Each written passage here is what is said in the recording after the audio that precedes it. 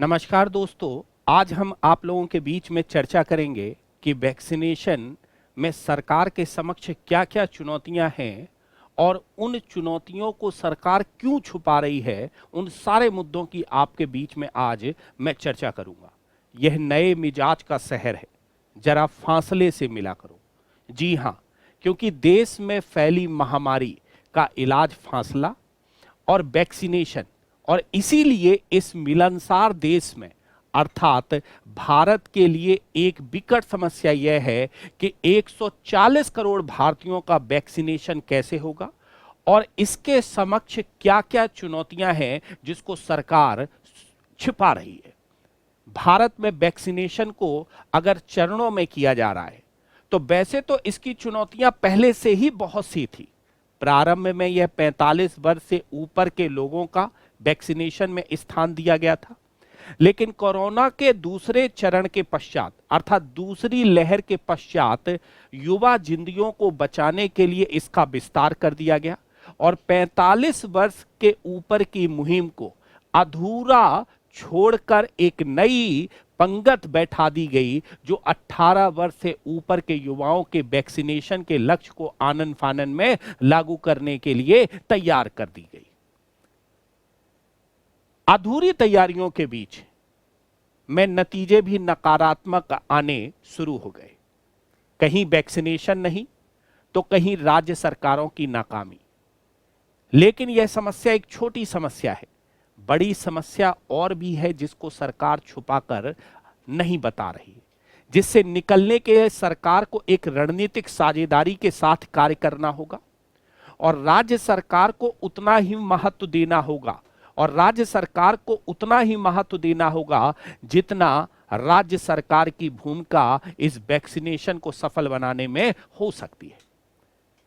राज्य सरकारें और केंद्र सरकारों के बीच में कीमत को लेकर पहले से ही बहुत से झगड़े चल रहे हैं।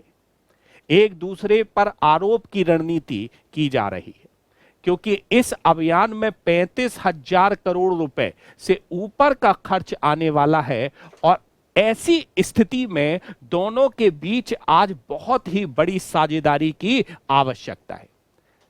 भारत का टीकाकरण जो अभियान है, विश्व का सबसे बड़ा टीकाकरण अभियान है और युवा वर्ग को शामिल करने के बाद टीका लगवाने वालों की संख्या 95 करोड़ के लगभग हो जाएगी। केंद्र सरकार का यह लक्ष्य है कि अगस्त तक 60 करोड़ लोगों को टीके दिए जाएंगे, अर्थात 30 करोड़ युवा भारतीयों को टीकाकरण किया जाएगा। इसका लक्ष्य रखा गया है अगस्त तक, जो असंभव लगता है। असंभव इसलिए क्योंकि सप्लाई चेन में ही कंपनी की क्षमता केवल 6 से 7 करोड़ है और इसीलिए सरकार को बाहरी वैक्सीन पर निर्भर रहना पड़ेगा, जो एक आर्थिक बोझ होगा सरकार के ऊपर।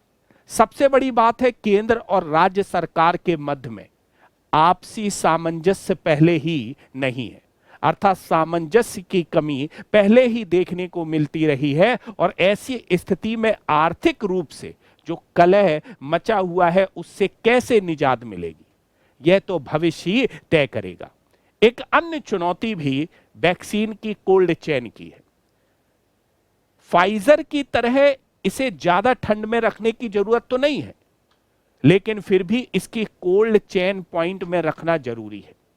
अगर हम भारत की स्थिति देखें और भारत की अगर इस कंडीशन में दशा देखी जाए तो देश में कुल 29,000 लगभग कोल्ड चेन पॉइंट सिर्फ 6 राज्यों तक सीमित है, अर्थात राज्यों में केवल 15,072 कोल्ड चेन जो पॉइंट है वो 6 राज्यों में स्थित है और उन राज्यों के नाम है कर्नाटक, तमिलनाडु, राजस्थान, गुजरात और आंध्र प्रदेश। ऐसी स्थिति में उत्तर प्रदेश जैसे बड़े राज्य में वैक्सीनेशन करना एक बहुत बड़ी चुनौती बनकर उभर कर आएगा।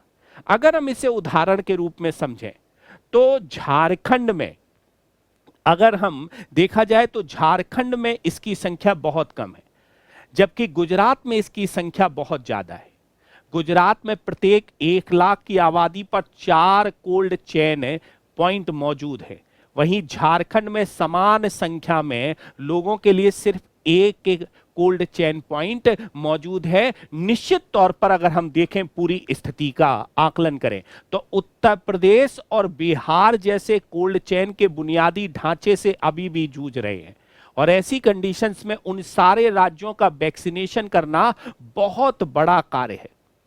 सबसे बड़ी बात है यहां पर कि WHO और यूनिसेफ द्वारा 2018 में एक वैश्विक विश्लेषण दिया गया था, और इस वैश्विक विश्लेषण में प्रभावी वैक्सीन प्रबंधन पर 89 देशों में सर्वेक्षण किया गया, और भारत की जो रैंकिंग थी वो 51 से 75% के रूप में आ रही है। ऐसी स्थिति में टीका हो, सिरिंज हो इत्यादि का आकलन और जरूरी वैक्सीन आपूर्ति के प्रक्रियाओं का पालन करने के संदर्भ में भारत की जो स्थिति है वो बहुत अच्छी नहीं है।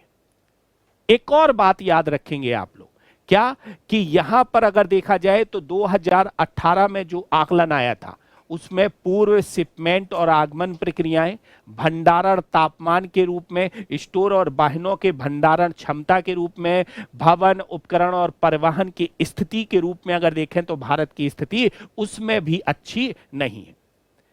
भले ही सरकार के 20 मंत्रालय टीकाकरण के लिए पूरी तरह से कमर कस चुके, लेकिन देशवासियों का रजिस्ट्रेशन कराना एक बहुत बड़ी समस्या है, क्योंकि ग्रामीण क्षेत्र में जनसंख्या जो है वो इंटरनेट पर आधारित नहीं है, और इंटरनेट की सुविधा जब ग्रामीण क्षेत्र में नहीं है तो ऐसी कंडीशंस में ग्रामीण लोगों को किस तरह से सरकार जोड़ेगी, ये भी एक बहुत बड़ा प्रश्न बना हुआ है। दूसरा, ग्रामीण क्षेत्र में इंटरनेट की कमी अक्सर देखने को मिलती है। इंटरनेट चयन तंत्र वहां पर मौजूद नहीं है, और इसी कारण से हर ग्रामीण के व्यक्ति को, हर ग्रामीण क्षेत्र में रहने वाले व्यक्ति को टीका कैसे सुनिश्चित कराया जाएगा, एक बहुत बड़ी चुनौती है सरकार के सामने, जिसको सरकार बहुत अच्छी तरीके से जान रही है, और इसीलिए वो दिखा रही है कि टीका का प्रबंधन और टीका की मौजूदगी हमारे पास एक सिस्टमेटिक ढंग से होगी, तब हम धीरे धीरे लोगों तक इस टीकाकरण को पहुंचाएंगे। अगर हम यहां पर देखें तो ग्रामीण क्षेत्र में एक और समस्या है, और वो है पुरातनवादी दृष्टिकोण। ग्रामीण क्षेत्र में अभी भी लोग इस कोरोना वायरस के प्रति उतने सचेत नहीं हैं जितना शहरी क्षेत्र में हो चुके। वह इसे एक धोखा मानकर या मिथ्या मानकर चल रहे हैं, और राष्ट्रीयकरण टीकाकरण जो अभियान है वो इसी कारण से नीचे पायदान पर फिसलता हुआ दिखाई दे रहा है। निश्चित तौर पर टीकाकरण को ग्रामीण संरचना में जोड़ना सरकार के लिए एक बहुत बड़ी चुनौती है, और इसी आंकड़े को सरकार बहुत अच्छी तरीके से जान रही है, और इसी आंकड़े को वो छुपाने का प्रयास कर रही है। भारत में मेडिकल स्टाफ की कमी भी शुरू से ही रही है।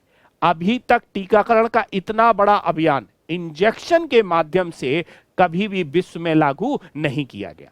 इससे पहले पोलियो अभियान चला, लेकिन पोलियो अभियान केवल बच्चों तक सीमित था, और इसमें खुराक जो है वो ड्रॉप के माध्यम से दी जाती थी, और ऐसी स्थिति में सरकार द्वारा समयबद्ध तरीके से टीकाकरण अभियान को सफल बनाने के लिए लगभग 40 लाख मेडिकल स्टाफ की जरूरत है, और पहले ही लगभग 6 लाख डॉक्टरों की कमी और 20 लाख नर्सों की कमी भारत में देखने को मिल रही है।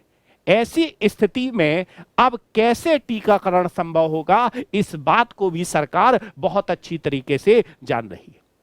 भारत में अगर राज्यवार अस्पतालों की स्थिति देखी जाए तो बहुत अच्छी नहीं है, लेकिन राज्यवार अगर देखें तो अस्पतालों की कमी ज्यादा देखने को तो मिल रही है। जैसे देश के 2.5 लाख प्राथमिक स्वास्थ्य केंद्रों में से 85% ग्रामीण क्षेत्र में है, और वह संसाधनों की कमी से हमेशा ही जूझते रहते।